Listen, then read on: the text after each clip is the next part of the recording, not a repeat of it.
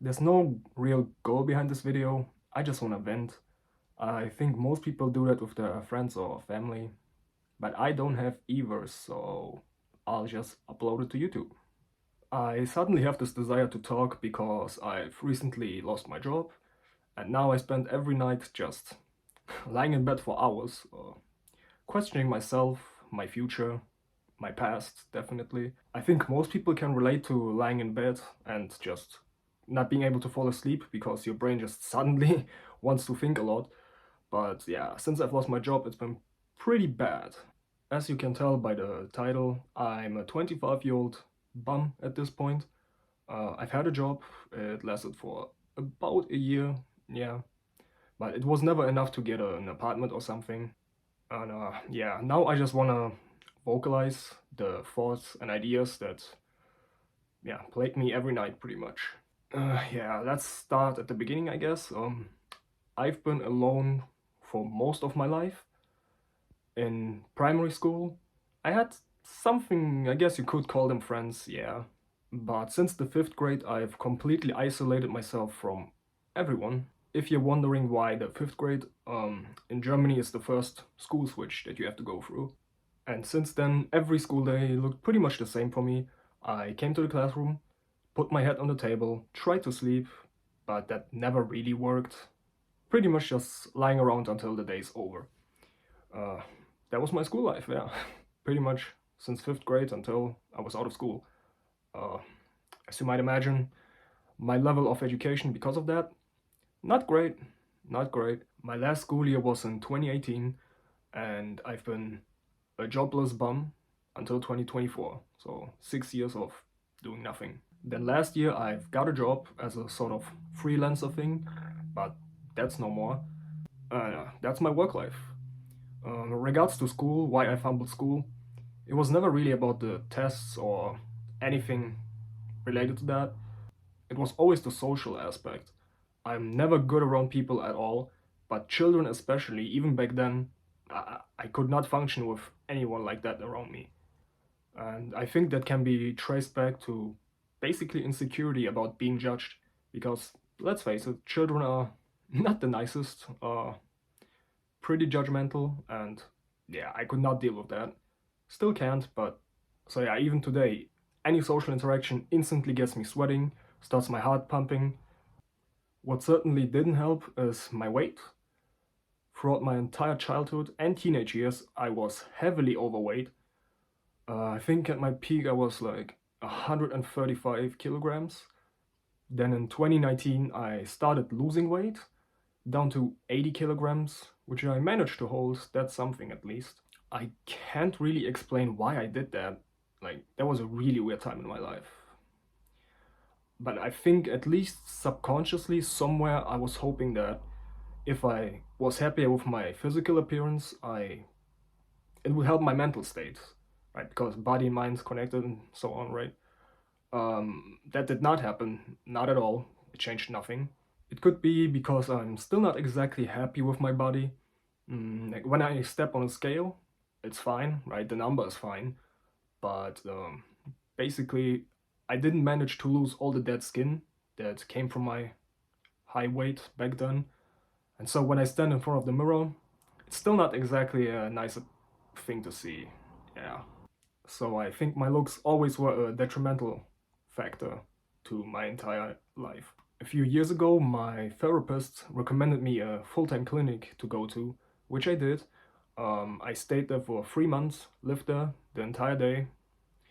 There were like working shifts in the morning for 4 hours. Um, and uh, going there, I hoped that it would help me, right? Because it was a clinic for people with mental health problems like myself. I hope that if I was around people somewhat similar to me, I'd be able to talk at all. But that did not happen once again. Um, I did my working shifts as was mandatory. Then after work was always food in the cafeteria. And once I've eaten, I went to my room and just waited for the day to be over. Yeah, I did that for 3 months. Then both myself and the staff agreed staying there would not lead to much in my current mental health state. And so even the clinic didn't really change me. Though it was mostly on me, right? I wasn't, maybe still, I'm not ready for big changes like that. I don't know. And the thing is, in my normal day-to-day life, I don't have a problem with being alone, not having anybody. At least it feels like that, right? I can easily entertain myself with other things, but it took a while to admit. But deep down, there is probably a part of me that wants some sort of bond with someone. The only person that I have at all is my mom. I wouldn't really say we're close. Like there isn't much of a bond really. It feels like more. Well, I feel like it's more of an obligation for her because I'm her son. I love my mom, I do, but not too long ago I did realize that she contributed to me being who I am in a negative way. We all know the let it be 10 years, first 10 years of your life are incredibly formative for your entire life. And when I look back at those years, if I had to describe the parenting she did, I'd call it the bare minimum. Like making sure I go to school, basically that I leave the house in the morning, right? As long as she didn't hear from the teachers, she didn't really care what I did at school. And then, of course, she made sure I had food on my plate, which I'm thankful for. But there were also, they're not the best things that happened. Um, yeah, around when I was 7 or 8, she got a new boyfriend who has a son, and my mom and the boyfriend often compared me to him, negatively, of course.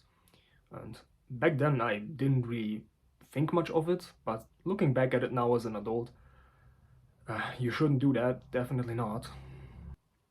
While I'm at my mom, might as well talk about my family situation as a whole. Like I said, I have pretty much nobody, and that's because I cut off the rest of my family. It's not like I have a big family in the first place, because we originally migrated to Germany in 2004, and of course, not everyone came with us, so pretty much just a handful of people. I used to think I cut them off for more logical reasons, I guess you'd call them. Um, I don't gain anything from keeping in contact. Over time, I realized there's a different reason. As I've said, we've migrated over to Germany, and out of all my family members, my mom is the only one that really made an effort to integrate herself into this new country. The rest of my family just kept on living like they're still back in Kazakhstan, right? And what came with that is a language barrier.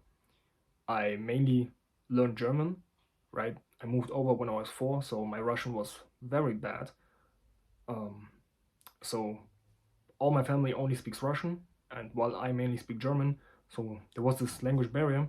I have like 50 words in my vocabulary, and yeah, that's obviously nothing.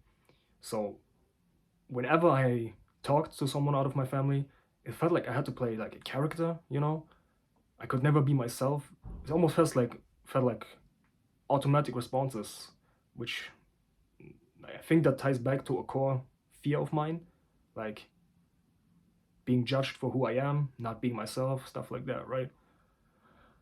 And yeah, that combined with the fact that I don't gain anything positive from them, I cut off contact with my entire family.